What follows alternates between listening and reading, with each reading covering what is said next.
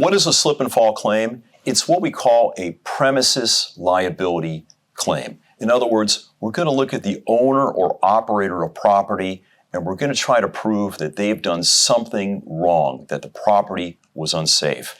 What's a typical slip and fall claim? They involve liquids that are on the floor, or perhaps the surface of the floor that is just too slippery. A slip and fall claim seems like it would be very simple, but in fact they're not. Let me give you some examples. First, they frequently involve the policies and procedures of the property owner or operator, and they're not going to show us those policies quickly. For that reason, many of these claims end up in litigation. It's there that we find out what their rules are and whether or not they were met. Second, there are sometimes engineering issues. For example, the coefficient of friction, how slippery surface is, and we need experts to actually study the floor to tell us that it was substandard.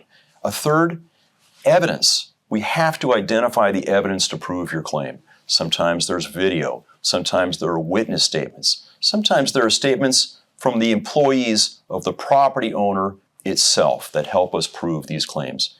In the end, these are complicated claims. For 30 years, we've helped tens of thousands of people just like you pursue slip and fall claims. If you've been involved in an incident like this and you've suffered injuries, call Shook & Stone right now. We're available 24/7 and we're ready to get to work.